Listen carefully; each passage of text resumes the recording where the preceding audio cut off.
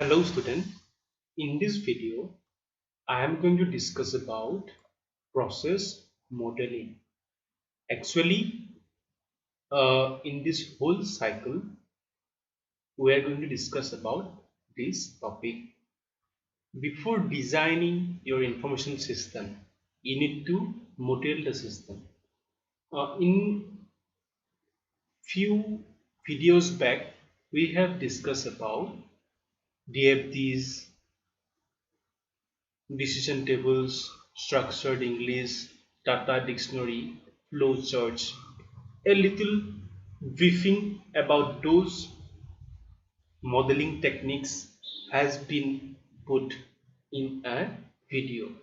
But in this cycle, we'll try to go deep in those topics, basically more focused on DFD and along with that other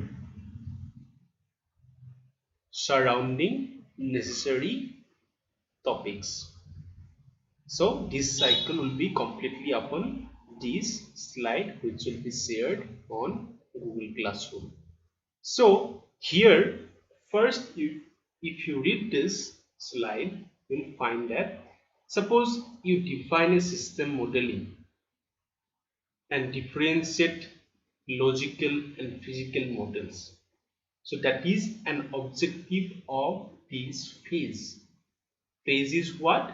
Modeling of your process. So objective is that you need to define systems modeling and differentiate logical and physical models. Second point, define process modeling and explain its benefits. Third, we need to recognize and understand the basic concepts and constructs of a process model. Not only construction or understanding of the basic concept, we should be able to read and interpret a data flow diagram. Data flow diagram means DFD. So again, after that, reading and interpreting the data flow diagram, we should be able to explain when to construct process model and where to store them and how to use them. Construct a context diagram. Context means the context of your process or function that explains about your information system. So we need to construct a context diagram to illustrate a system's interface with its environment. After that, the another objective is that we need to identify use cases. Use cases are like what are the actors or what type of people will interact. Not only people, it might be an machine also which will interact externally or internally. And temporal business event. Temporal word means time. So it is related with the time schedule of your event. So this process modeling describes or objectives are like this. So after this type of thing, you need to also perform event partitioning and organize events in a functional decomposition diagram. So that is also one type of process modeling where you can partition the events, or we can say organize the events of your information system in a functional decomposition diagram. Decomposition means deconstruction. We are dividing the main function in sub branches of functions or tasks. And again, we can draw event diagrams and merge them into a system diagram. So we can design lots of event diagrams and we can merge them into system diagram, and also draw primitive data flow diagrams and describe the elementary data flows in terms of data structures and procedural logic. So not only we need to design or think or analyze the model of the process, but also we need to think about the data flow or logic of the process or data structures. And then we need to document the distribution of processes to locations. And also the last objective is that synchronize data and process model using a crude matrix. That is a one type of evaluatory matrix. There might be other name or other type of matrix or other type of evaluation matrix can be there to synchronize the data and process models. So let's go through the other slides.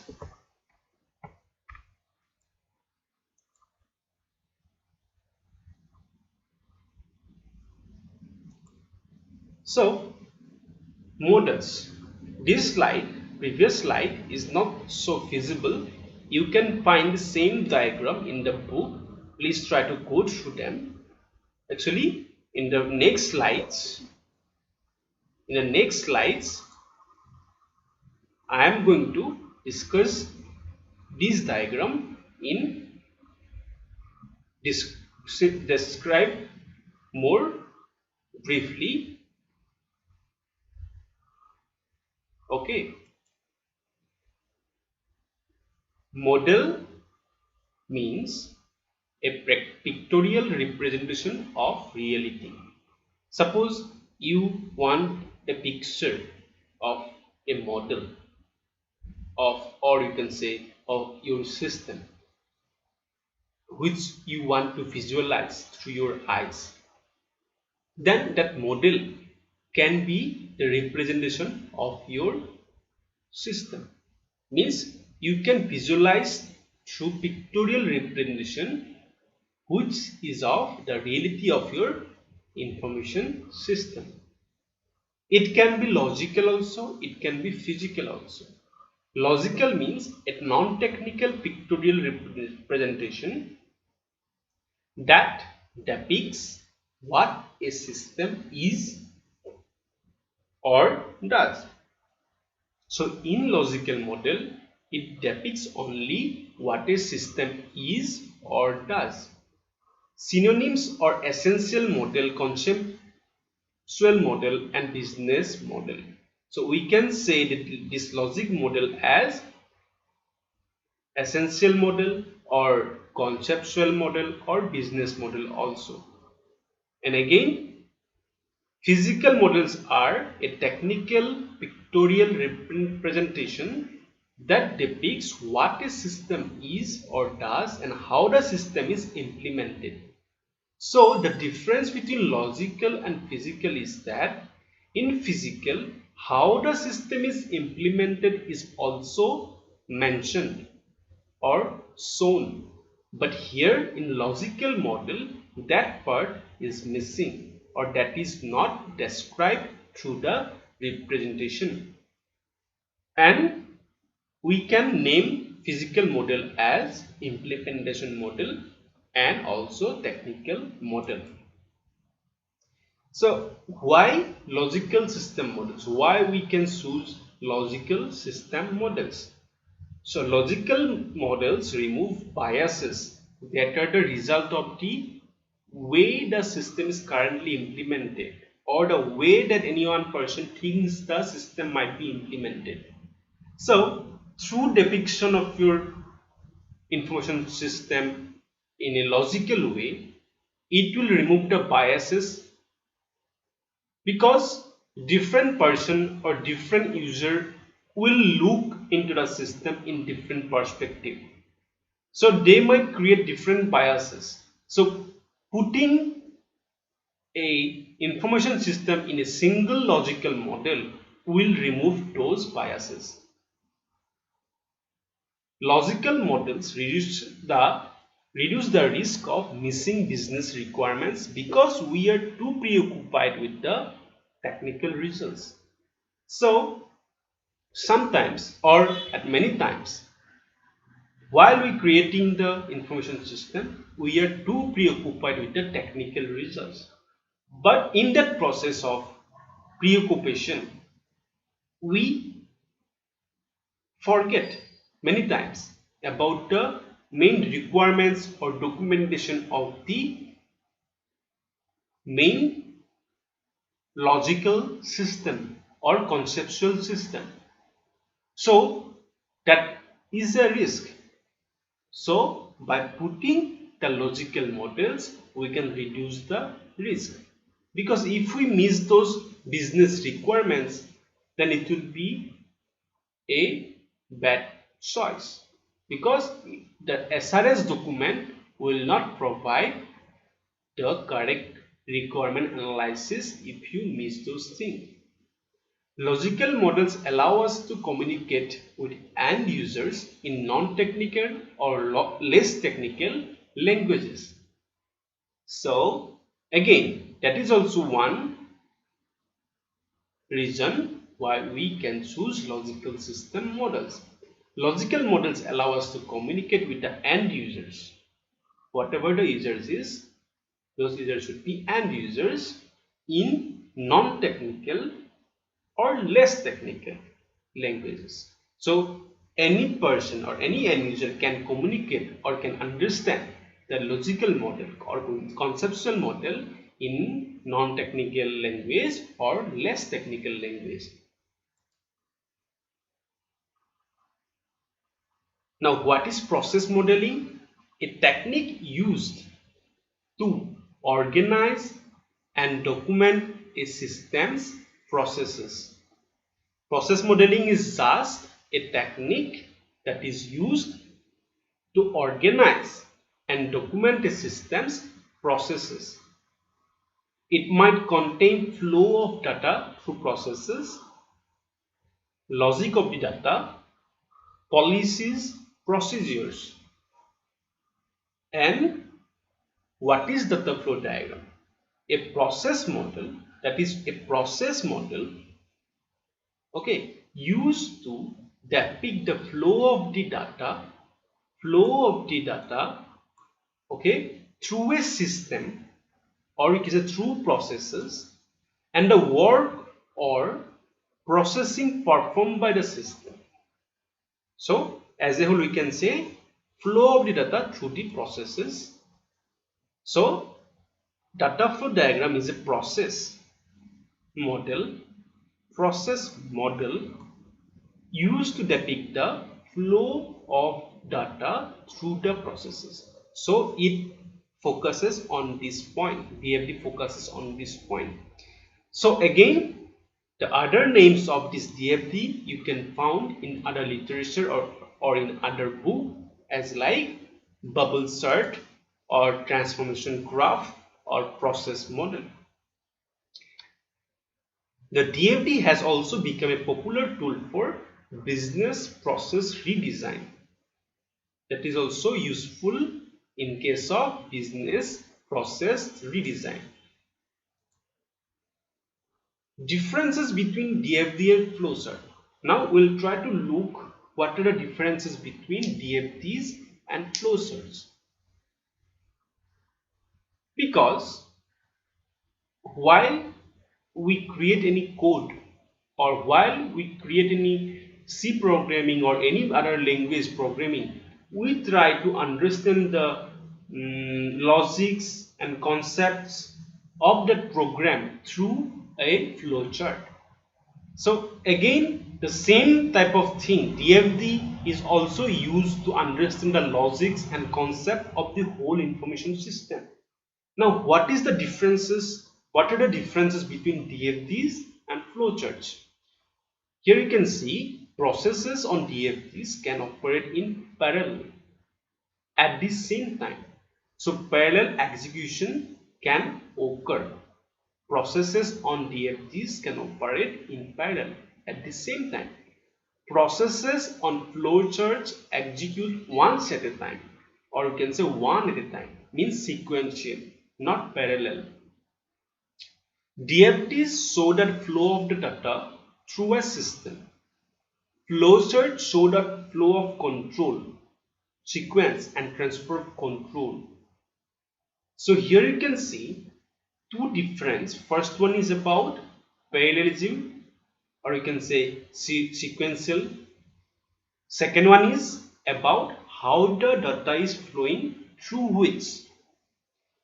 DFT show the flow of the data through a system, but flowchart shows the flow of control. Control means here you can resemble with the if else loop, while loop, or any other conditional loop that is used in a flowchart to understand the control of flow of the control through the program, which depicts in the flowchart or sequence of those control. And obviously those control will be executed sequentially. But in DFT, though the flow of data through a system or through different processes are shown pictorially, and obviously those processes can execute parallelly. Third one is that processes on a DFD can have dramatically different timing. It might be daily, weekly, on demand. Processes on flowcharts are part of a single program with consistent timing. So obviously in case of DFD, it might consider about a longer duration or shorter duration or on-demand time variable. But in case of flowchart, it is going to be applied on a single piece of program, or you can say single piece of code, which will execute in a single time frame only. We have discussed what are the components used in DFD. Here you can see external agent, which is an outside person, or you can say unit, or might be system, or might be organization that interacts with a system, also called an external entity. Here you can see external agents define the boundary or scope of a system being modeled. So through this external agent, we can assume the boundary of your system. Through that boundary, you can understand what is the scope of your system. Because external agent might be different type. It might be a person, it might be a system, it might be an organization, whichever interacts with the system. As scope changes, external agents can become processes and vice versa. So here you can see this same external agent can become a process itself, or some process become an external agent. That is why vice versa. Almost always one of the following happens, like office, department, division. This can be external agents, or you can say an external organization or agency, or might be another business or another information system, or one of systems end users or managers. And again, it might be named with descriptive singular noun. Here you can see Jane and Sharshan Chip, or you can say Marco or Jordan Sip. So in that way, we can name the external agent in descriptive or singular noun. Then data store. Store data intended for later use. Obviously, we always used to store the data so that we can use in future. Synonyms are like file or database. We always mention these terms in various technical talking. Frequently implemented as file or database, obviously those names always came. A data store is data at rest compared to a data flow, that is data in motion. So there is one very fine line difference between data store and data flow. That is, data store is about data at rest and data flow is about data in motion. Almost always one of the following, it might be persons or places, objects, event, concepts, can be represented as data, and which data can be stored in file or databases. Data stores depicted on a DFD store all instances of data entities depicted on an ERD, entity relationship diagram. So if you show any data store component in your DFD, then obviously you need to show an entity relationship diagram, because then only this can be connected. Otherwise, if there is no database, there is no reason to show any entity relationship diagram. And that is why data stores depicted on a DFD store all instances of data entities, and which is also depicted on an ERD. And here you can see named with plural noun. Next, process.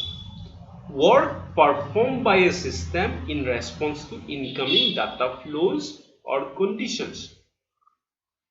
A synonym is transform. So here you can see what is process. Process is a work performed by a system in response to incoming data flows or condition. So depending upon the incoming data flows and or the condition, that system will respond through an outputable work, and that is called as process. All information systems include processes, usually many of them. There might be lots of numbers of process might be in a information system. Processes respond to business events and conditions and transform data into useful information. So second point is about always processes. There may be one process, there might be numbers of processes which respond to the business event, okay, or you can say logical events and conditions, and transform data into useful information. Third point is that modeling processes helps us to understand the interaction with the system's environment and other systems and other processes. So modeling the processes helps us to understand the interaction with the system's environment, how it is interacting with the system's environment and other systems and other processes. So here you can see that process might be interconnected with an environment, interconnected with the other system, interconnected with other processes. So through that modeling, we can understand those all things, all the connections, all the interactions. In the fourth, named with a strong action verb followed by an object clause describing what the work is performed on or for. Here, while naming an process, you need to use or you need to describe that work and what the work is performed and on which and for which, on which or for which, that need to be included in the naming of the process component. Here you can see the system is itself a process. Obviously, when we do not deconstruct or decompose the whole information system in different subsystems, we can think the whole information system as a single process. Here you can see input will be there and the system is like a process and it will provide informative output. There is one thing wrong, is that loop should be from this direction to this direction, not this direction. So that is a feedback and control loop. Okay, so that is system environment and it will be constantly changing depending upon the input or depending upon the controls or depending upon the feedback. So, and through which we will gather the information which is useful. So we can see the whole system as a single process. Here you can see decomposition. So this is the act of breaking a system into sub-components or levels of components. Each level of abstraction reveals more or less detail. So here you can see, if we deconstruct, in the figure you can see, if you deconstruct a system, you may deconstruct in different levels or different sub-components in those levels. But that is also a point that it might reveal more details also, it might not reveal also, but in that way you can understand what are the types of different subtasks or subcomponents or subfunctions are there in different levels of the system. So here you can see this is 0 level, this is 1 level, 0 level is the whole system and 1 level is this layer. There is inside 1 there is 1.1, 1.2 and inside of 1.1 there is separate tasks are there, 1.1.1, 1.1.2 like that, 1.2.1, 1.2.2 like that, 2.2 level, another function of the system again deconstructed or decomposed in subcomponents. So in that way you can decompose a whole system. So if you draw this system, this decomposition in this manner, here you can see initially this was the system or you can say process diagram. Okay, then we can decompose into these two components. Again we can decompose these two in different subcomponents. Again this subcomponent can be divided in tasks, subtasks. So in that way we can decompose a system which is a function, okay, or a process. A tool used to depict the decomposition of a system, also called hierarchy chart. So this process can be called as hierarchy chart. So there are types of logical processes. So we have discussed now what is process and how we can decompose it, and there are types of logical processes. One, that is function, second, that is event, third, that is elementary process. In the function we can see it as a set of related and ongoing activities of a business. A function has no start or end. So here you can see a function is a set of related and outgoing or ongoing activities of a business. So it is just a set of a bunch of activities which are ongoing in a business. So there is no starting point, there is no ending point. Event. Event is a logical unit of work. So it is just the logical unit of work that must be completed as a whole. So events should be completed as a whole, sometimes called a transaction. In different system, like in banking system also, many times we mention a term transaction. So transaction is an event and transaction is counted as a whole, or we should think it as like a logical unit of work, and whole thing has to be a single unit and triggered by a discrete input and is completed when the process has responded with appropriate outputs. Otherwise, that event is not completed, or we cannot mention it as a single transaction. There has to be a starting point by triggering some discrete input, and that event has to be completed or responded with appropriate outputs.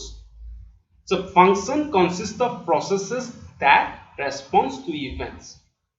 So in function, in previous type, function consists of